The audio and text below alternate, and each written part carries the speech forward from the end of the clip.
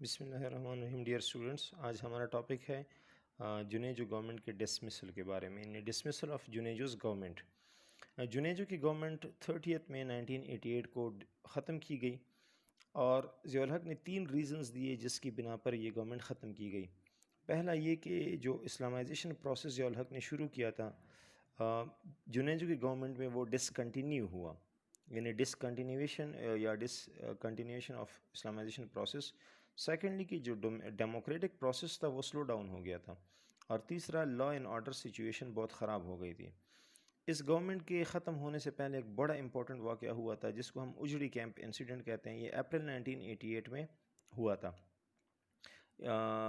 واقعہ کچھ ایسا تھا کہ پاکستان کی کچھ آرمز ڈیپو تھے، یعنی گودام تھے اسلحے کے، جس میں دھماکے ہوئے. بڑی مقدار میں اسلحہ جو ہے وہ خراب ہوا، اور سینکڑوں لوگوں کی جانیں جو ہے وہ اس میں ضائع ہو گئی. تو یہ الزام جو ہے بھٹو کے پرائم منسٹر جنیجو کے گورنمنٹ پہ لگایا گیا کہ آپ لوگ کی انکمپیٹنسی کی وجہ سے یہ سارا کچھ پیش آیا. جنیجو کی گورنمنٹ جیسی ختم کی گئی تو ضیاء الحق نے قوم سے وعدہ کیا کہ وہ نئے الیکشن کرائے گا. لیکن بیفور ہولڈنگ نیو الیکشن آن 17 اگست 1988 ضیاء الحق جو تھے وہ بہاولپور کے مقام پر ایک جہاز کے حادثے میں شہید ہو گئے، جس کو ہم بہاولپور انسیڈنٹ کہتے ہیں. ضیاء الحق کی شہادت کے بعد پاکستان کے next chief of army staff بنے مرزا اسلم بیگ، اور پاکستان میں ایک بار پھر ڈیموکریٹک پروسیس کا آغاز ہوا، یعنی الیکشن ہوئے، جس کے نتیجے میں بے نظیر جو ہے وہ پاکستان کی پرائم منسٹر الیکٹ ہو گئی. اور بے نظیر نے 2 دسمبر 1988 کو اوتھ لیا، یعنی حلف لیا، اور 12 دسمبر 1988 کو ووٹ آف کانفیڈنس لیا پارلیمنٹ سے. اس طرح پاکستان کی تاریخ کی پہلی خاتون وزیر اعظم بنی. بے نظیر جیسے ہی پرائم منسٹر بنی تو ان کا ایجنڈا یہ تھا کہ میں ملک میں امن قائم کر رکھوں گی، اور جو بیرونی ملک ہیں ان کے ساتھ بھی ریلیشن ایسے ہوں گے کہ پیس والے ریلیشن ہوں گے. اس کے علاوہ ریکانسیلیشن بھی کی پالیسی بھی اپنائی. اس کے علاوہ اس کی کوشش یہ تھی کہ یو ایس اے اور یو ایس ایس آر کے ساتھ پاکستان کے تعلقات جو ہے وہ اسموتھ ریلیشن ہو، اور انڈیا کے ساتھ بھی بالخصوص پاکستان کی ریلیشن جو ہے وہ ریلیکس ہو، یعنی ٹینس والے ریلیشن نہ ہو.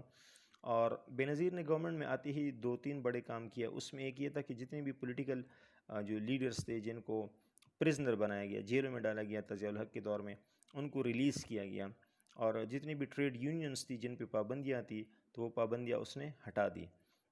یہ پولیٹیکل پرزنر کا میں یہ بتاؤں کہ یہ ایسا ہوتا ہے کہ ان لوگوں نے کوئی جرم نہیں کیا ہوا ہوتا ہے، یہ صرف ضیاء الحق کے خلاف تھے، اور اسی مخالفت کی سزا یہ دی گئی تھی کہ ان کو جیلوں میں ڈالا گیا تھا.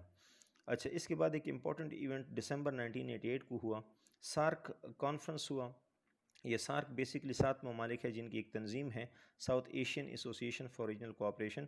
اس میں شرکت کی انڈیا کی طرف سے راجیو گاندھی نے، اور پاکستان کی طرف سے بے نظیر بھٹو نے. دونوں ہی پرائم منسٹر تھے، یعنی Rajiv Gandhi Indian prime minister اور بے نظیر بھٹو پاکستانی پرائم منسٹر. اس میں ایک بات پہ اتفاق ہوا کہ دونوں ممالک جو ہے ایک دوسرے کی نیوکلیئر انسٹالیشن، یعنی جہاں پہ اٹامک ویپنز وغیرہ یا یہ نیوکلیئر انرجی سے ریلیٹڈ چیزیں ہوتی ہیں، ان کو جنگ کے دوران ہٹ نہیں کیا جائے گا، کیونکہ اگر ان کو ہٹ کیا گیا تو بہت بڑے پیمانے پر تباہی مچ جائے گی. اچھا، ایک یہ معاہدہ ہوا. دوسرا یہ معاہدہ ہوا کہ انڈیا اور پاکستان جو ہے ٹریڈ کے لحاظ سے ٹیرف، آپ یوں کہہ لیں کہ ایک قسم کا ٹیکس ہوتا ہے، جو کہ چیزیں پاکستان سے انڈیا جاتی ہے تو پاکستانی گورنمنٹ اور انڈیا گورنمنٹ دونوں اس پہ ٹیکس لگاتی ہے، جس سے اس کی قیمت جو ہے بڑھ جاتی ہے. تو بے نظیر نے یہ پروپوزل پیش کی، اور اس پہ ایگریمنٹ ہوا کہ دونوں ممالک جو ہے ڈوئل ٹیرف کو ختم کریں گے. لوگوں کی ویل بینگ کے لیے بے نظیر نے ایک پروگرام شروع کیا جو غریب طبقہ ہے، پیپلز ورک پروگرام. پشاور میں اس کا افتتاح کیا گیا اپریل 1989 میں. اس کا مقصد یہ تھا جو انتہائی پسا ہوا طبقہ ہے ان کو اوپر لایا جائے تاکہ وہ اپنے سکلز اور چھوٹے موٹے کاروبار شروع کیے جائیں.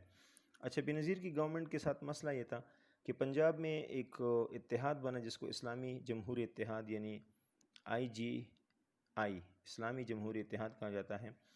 وہ اکثر بے نظیر کی گورنمنٹ کو پرابلم دیا کرتی تھی، وہ پارٹی، وہ الائنس جو تھی، اور اس طرح ان کی حکومت کو اسموتھ طریقے سے چلنے نہیں دے رہی تھی. پھر اگست 1990، 6 اگست 1990 بڑے امپورٹنٹ ڈیٹ ہے. پاکستان کے پریزیڈنٹ تھے غلام اسحاق خان، اور پرائم منسٹر تھی بے نظیر بھٹو. تو غلام اسحاق خان کے پاس اختیار تھا اس 58 آرٹیکل 58(2)B کے تحت کہ وہ نیشنل اسمبلی کو ڈیزالو کر سکتا ہے۔ تو بے نظیر کی گورنمنٹ کو corruption, miss use of power اور ڈیموکریٹک نارمز پہ عمل نہ کرنے کے یہ اس پہ ایلیگیشن لگائے گئے اور پاکستان بے نظیر کی گورنمنٹ جو ہے اس کو ڈسمس کیا گیا، یعنی شارٹلی اگر ہم کہیں گے اس پہ چارجز یہ لگائے گئے: corruption, miss use of power and democratic norms کو فالو نہ کرنا۔